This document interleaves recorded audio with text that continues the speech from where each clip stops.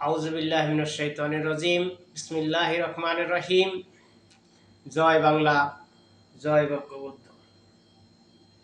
আপনাদের সামনে কয়েকটা দিন আমি আসতে পারি নাই, কারণ আমার শারীরিকভাবে আমি একটু অসুস্থ ছিলাম, যার কারণে আপনার সাথে মানে ভিডিও শেয়ার করতে পারি নাই, আমি কথা বলতে পারি নাই। এর জন্য আপনাদের কাছে দুঃখিত। বিশেষ করে আমি আজকে ভিডিওর সামনে এসেছি, আমাদের সামনে মে মাসের 28 তারিখ ঈদুল আজহা। এই ঈদুল আজহা উপলক্ষে আমাদের বাগেরহাট জেলা মোরেলগঞ্জ থানা ১ নং দক্ষিণ ত্রিগাতি ইউনিয়নের সকল ধর্মপ্রাণ মুসলমান ভাইদের এবং আমার বোনেদের প্রতি বাংলাদেশ আওয়ামী লীগের পক্ষ থেকে,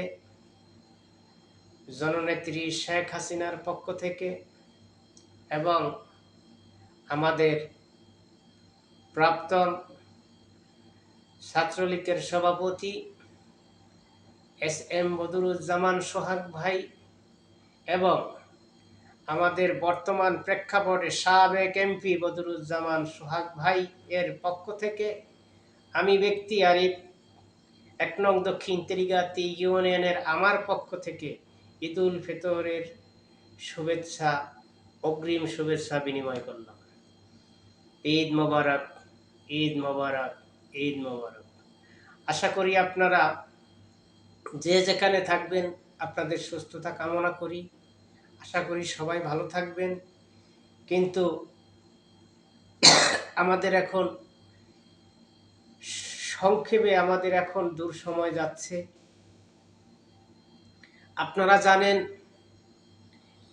এই ২৪-এর পর বাংলাদেশটাকে ধ্বংস করে দিয়েছে ডক্টর ইউনূস এবং তার সহযোদ্ধা জামাত, এবং তারপরে এখন বর্তমান প্রেক্ষাপটে বিএনপি সরকার আমাদের বাংলাদেশটাকে ধ্বংস করে দিয়েছে। আপনারা অনেক কষ্টের ভিতর জীবনযাপন করছেন।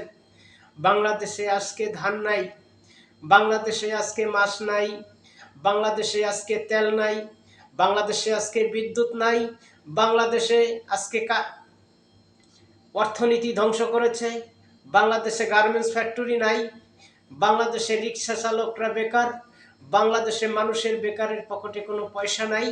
বাংলাদেশ বর্তমানে এখন ধর্ষণের শিকার, প্রতিটি ঘরে ঘরে নারীরা ধর্ষণের শিকার।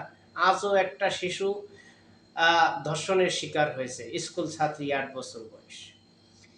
বিএনপি সরকার এই বাংলাদেশটাকে, বর্তমানে জামাত এবং বিএনপি সরকার এই বাংলাদেশটাকে ধ্বংস করে দিয়েছে। তাই আমি ১ নং দক্ষিণ ত্রিগাতি ইউনিয়নের সকল আওয়ামী লীগের সংগঠনের নেতাকর্মী ভাইদেরকে বলবো যে আমাদের পিঠ ওয়ালে ঠেকে গেছে। এদেশের মানুষ আবার নন্দিত নেত্রী জননেত্রী শেখ হাসিনাকে দেখতে চায়। ইনশাআল্লাহ ওয়াসিরেই আমাদের জননেত্রী শেখ হাসিনার প্রত্যাবর্তন হবে। ইনশাআল্লাহ সারা দেশের মানুষ আমার জননেত্রীকে ফুলের মালা দিয়ে বরণ করতে আসবেন। তাই সংগ্রামী সাথী ও বন্ধুগণ, সুখে দুঃখে আজকে আমরা একসাথে ছিলাম, আমরা ভবিষ্যতেও একসাথে চাই। আমরা গণতন্ত্র রক্ষা করতে চাই। যতবার বাংলাদেশ আওয়ামী লীগ স্বাধীনতার পর থেকে ক্ষমতায় এসেছে, এই বাংলাদেশের আইন শৃঙ্খলা বাহিনীর স্বাধীনতা সার্বভৌমত্বের জন্য কাজ করেছে, গরিব দুঃখী মেহনতি মানুষের জন্য কাজ করেছে, মানুষের উন্নয়নের জীবিকার তাগিদে কাজ করেছে। আজকে বাংলাদেশের কোনো কিছুই নাই। যেখানে আমাদের জননেত্রী শেখ হাসিনা বাংলাদেশের অলিতে গলিতে কানায় যেখানে বিদ্যুৎ ছিল না সেখানে বিদ্যুৎ দিয়েছে। আজকে তারেক রহমান সরকার আসার ক্ষমতার পর সেই হারিকেনের যৌবন ফিরিয়ে দিয়েছে। এটা আপনারা দেখতে পাচ্ছেন। আজকে সেই নন্দিত নেত্রী যেখানে পেট্রোলের জন্য আমার শ্রমিক ভাইয়েরা, দিন মজুরি ভাইয়েরা, আজকে শ্রমিকের জন্য আজকে যারা খেটে খাওয়া মানুষ তারা দিনের পর দিন আজকে পেট্রোল পাম্পে দাঁড়িয়ে রয়েছে। আপনারা দেখেছেন বাংলাদেশের অর্থনীতিকে ধ্বংস করেছে। আজকে স্কুল মাদ্রাসার সব থেকে ধ্বংসর প্রতিষ্ঠান করেছে। আজকে বাংলাদেশের মানুষের পেটে ভাত নাই, মানুষের চোখে ঘুম নাই। বাংলাদেশে খুব হাহাকার, প্রতিটি মানুষ এখন হাহাকারের ভিতর থেকে দিন কাটাচ্ছে। তাই সবাই বলছে শেখ হাসিনা, সবাই বলছে শেখ হাসিনা, শেখ হাসিনা ছাড়াবিহীন এই বাংলাদেশ কখনো সফল হবে না। এবং বঙ্গবন্ধুর চেতনা ধরে এবং মুক্তিযোদ্ধার চেতনা ধরে এই বাংলাদেশ ইনশাআল্লাহ আগামী দিনে এগিয়ে যাবে। কারণ বাংলাদেশের মুক্তিযোদ্ধার পক্ষে শুধু আওয়ামী লীগ, আপনারা দেখেছেন মুখে কোনো কথা নয়। বাংলাদেশ আওয়ামী লীগ না থাকলে কোনো মুক্তিযুদ্ধ থাকে না বাংলাদেশে। বাংলাদেশে আপনারা সেটা 24-এর পর দেখতে পেরেছেন যে কিভাবে মানুষের উপর মব জাস্টিস করা হয়।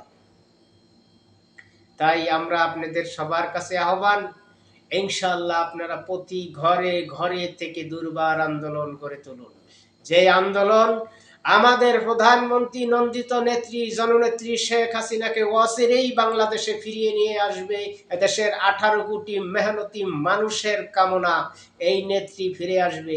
জয় বাংলা, জয় বঙ্গবন্ধু, জয় বাংলা, জয় বঙ্গবন্ধু, জয় হোক নন্দিত নেত্রী জননেত্রী শেখ হাসিনার, জয় হোক। আজকে সংগ্রামী এই দুর্দিনে যারা সংগ্রামের পথে আছেন, সংগ্রামের লড়াই করেছেন, তাদের জয় হবে ইনশাআল্লাহ। আমাদের জয় হবে, এদেশের মেহনতি মানুষের জয় হবে, দিনমজুরি খেটে খাওয়া মানুষের জয় হবে। জয় বাংলা, জয় বঙ্গবন্ধু।